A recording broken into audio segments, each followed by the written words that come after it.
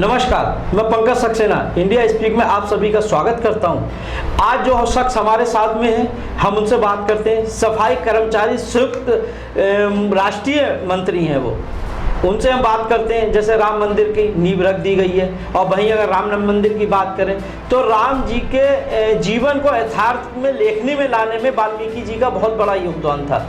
क्योंकि अशोक जी वाल्मीकि समाज से भी हैं, इसलिए उनके भी कुछ इच्छाएं हैं राम मंदिर को लेके। आज हम उनकी इच्छाओं की बात करते हैं कि जैसे राम मंदिर, भव्य राम मंदिर बन रहा है, सभी को खुशी की लहर है। वहीं अशोक जी क्या चाहते हैं, इनका समाज क्या चाहता है उसमें। और अशोक जी, आपका बहुत बहुत स्वागत है इंडिया स्पीक में। जैसे कि राम मंदिर की नींव रख दी गई है, अब उसको हम बात करते हैं कि रामायण में वाल्मीकि जी का बहुत बड़ा योगदान था। आप लोग उसी समाज से हो, तो आप क्या चाहते हो उस मंदिर में, क्या चीज़ और अच्छा हो? हम लोग क्या चाहते हैं? हम लोग ये चाहते हैं कि हमारे गुरु जी का वहाँ मंदिर बने, माता सीता जी संग में होएं, लव कुश होएं। जिन्होंने रामायण लिखी है, पूरे देश के लोग कोने कोने के जानते हैं कि बताओ, पहले तो गुरु आता है ना। हमारा देश यही कहता है कि गुरु गोविंद दोनों खड़े, काके लागे पाए, बलिहारी गुरु आपने गोविंद दिया बताए। जब गुरु हमारे देश में मान्य है पहले, तो गुरु जी का पहले मंदिर तो बनने चाहिए। तभी तो राम जी के विषय में तो उन्होंने सारा लेख किया है, वरना कौन जानता था रामचंद्र जी हमारे भगवान है, आराधना है हमारे।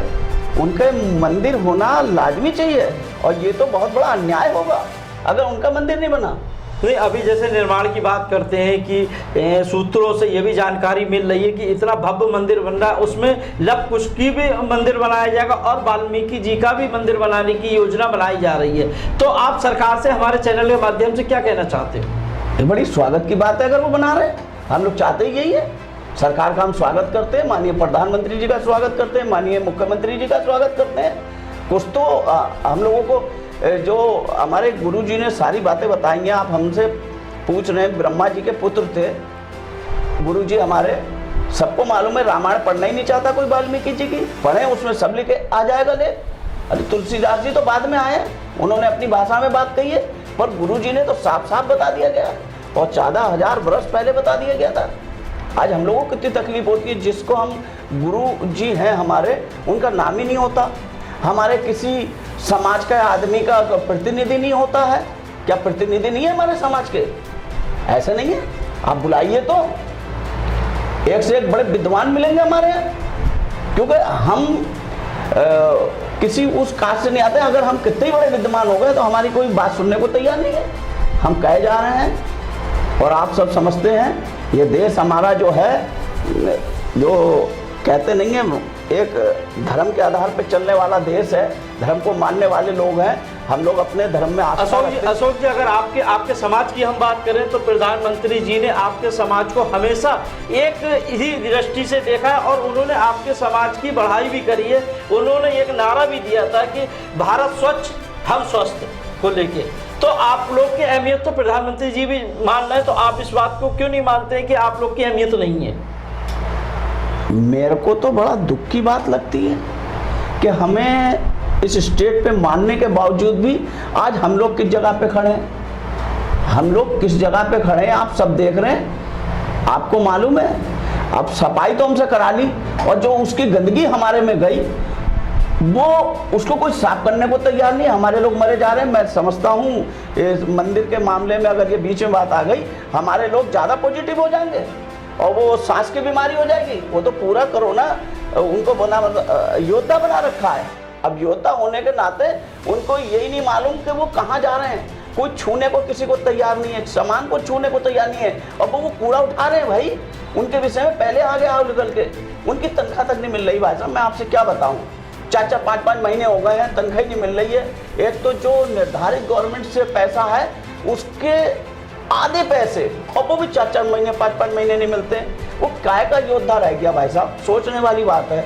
नहीं, जैसे कि आप संयुक्त राष्ट्रीय मंत्री भी हो, तो इसकी आपने उच्च अधिकारियों से या अपने जो नेता लोग हैं उनसे क्या शिकायत करी कभी? वो आपस में हमारी बात हो रही है। मैं सफाई कर्मचारी मजदूर का संयुक्त सचिव हूँ राष्ट्रीय, मैं सब बात हो रही है, पर क्या करें। अब हमारे को हमारी सरकार ने कह रखा है 144 लगी हुई है इस पीरियड में, हम लोग इकट्ठा भी नहीं हो सकते।